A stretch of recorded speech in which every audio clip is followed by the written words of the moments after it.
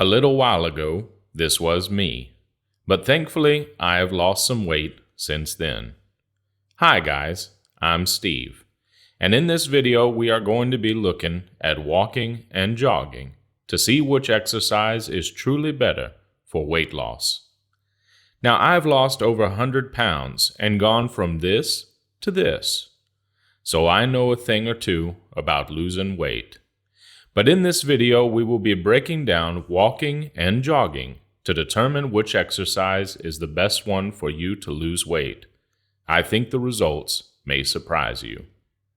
Okay, firstly, let's talk about calories burned with both exercises. We will use an example of a 180-pound man. For walking, you can expect to burn around 200 calories for a 30-minute walk. But for jogging, you can expect to burn 350 calories in around the same time. Now I know what you're thinking, jogging wins, and that's it. But it is not as straightforward as that. Running is considered a high-impact sport, so it can be hard on your joints. This can be problematic for people who are overweight or obese, since the extra weight will affect your knees and ankles. If you're injured while running, you won't be able to burn additional fat until you've recovered sufficiently enough to exercise. Walking might be a better long-term plan for fat burning when it comes to individuals with obesity. Low-intensity exercise such as walking might rely more heavily on fat reserves than calorie reserves for completion, making this an effective way to target fat. However, low to moderate exercise doesn't burn fat as quickly as high-intensity workouts. It's possible to ramp up fat burning and calorie burning for walkers by taking on hills and adding plyometrics, such as squats and knee-high steps.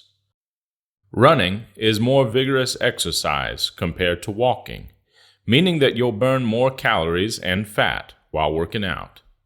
High-impact exercise such as running could be more effective at burning certain types of fat as well. High-intensity exercise, including running, also helps raise your metabolic rate, and it stays elevated for longer compared with walking. Although for the vast majority of people, you will be able to walk at a good pace for much longer than you could run. Something that surprised me was that when you're jogging a mile or walking it, you tend to burn the same amount of calories. It is just that walking will take you a bit longer than running. But like we just mentioned, this could be sustained for a lot longer. For example, most overweight people could probably walk for 2 miles, whereas they may struggle to run 1 mile. Using the example we mentioned earlier, it would take 9 one-hour sessions of walking to burn 1 pound of fat, as we need to burn around 3,500 calories in order to lose 1 pound. When we look at jogging, it would take us about 10 30-minute sessions to burn 1 pound of fat.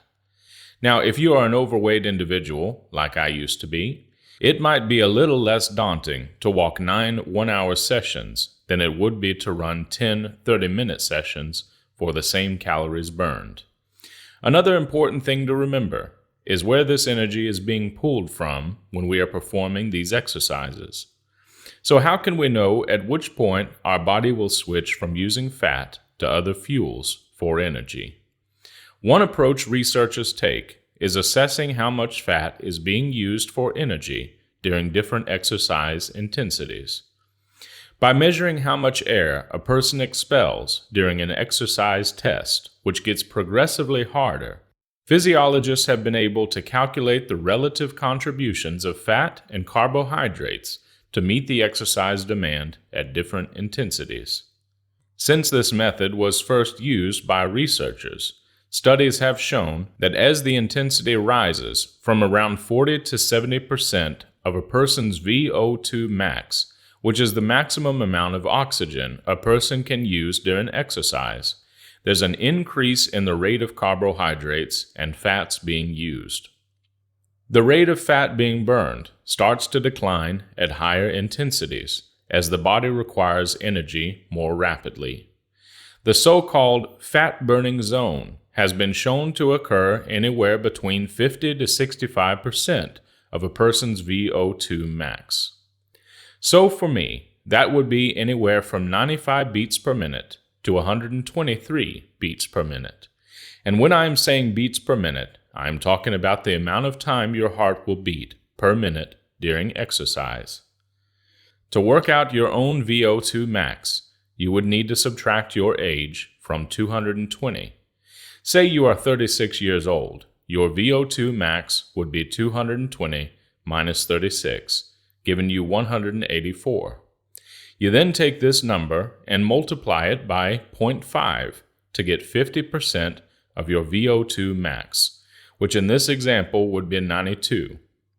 To find 65%, you take 184 and multiply it by 0.65, which gives us 120.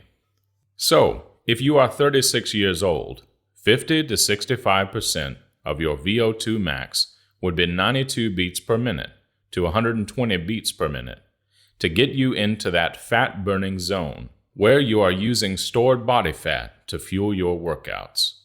This is where walking and fat burning go hand in hand, because when you are walking, you are going to be in between that 50 to 65% of your VO2 max. When you are running, your heart rate will be a lot higher. But this isn't to say running doesn't have its benefits. Running strengthens your heart muscle. Think of it this way. If you start doing bicep curls, the bigger and stronger your biceps will become over time.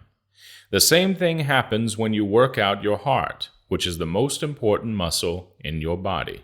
Over time, running strengthens the walls of the heart, which increases its overall efficiency.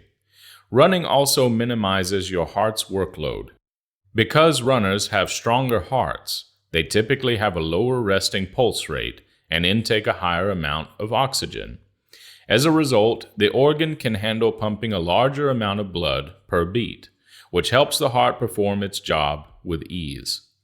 Those who start running on a regular basis decrease their risk for heart disease by 35 to 55%. Running helps prevent blood clots in the arteries and blood vessels. It also supports healthy blood flow, blood pressure, and cholesterol. Another important factor to remember is the risk of injury when walking and when running. Running can lead to more injuries, and the risk goes up as running programs get more intense. Studies have found that runners have significantly higher injury rates than walkers. One study found that young men who run or jog had a 25% higher risk of injuries than walkers. The main running-related injuries include tibia stress syndrome, Achilles tendon injuries, and plantar fasciitis. Walking and running both create opportunities for burning fat. So part of your decision should relate to personal preference. Although running might burn more calories and fat faster, if you dislike running or are only able to run for very short periods, you might exercise less frequently. Committing to regular walking for longer periods rather than periodic or rare running sessions could make more sense for your fat-burning goals in the long run. For example, you will burn a lot more calories walking 10,000 steps per day than you would running 2 miles 3 times a week, then once a week, then never again. To see real changes in your body, long-term commitment is going to be key. This is where walking will usually win out. However, if you believe you can stick to running regularly, then go for it. Again, personal preference is going to be key. Now, if you guys want to see an exercise that blows these two clean out of the water, click the link on the left-hand side. But apart from that, I'm Steve. This is Life at the Whitehouse. Beware the donut goblin, and I'll see you again in the next one. Cheers, guys.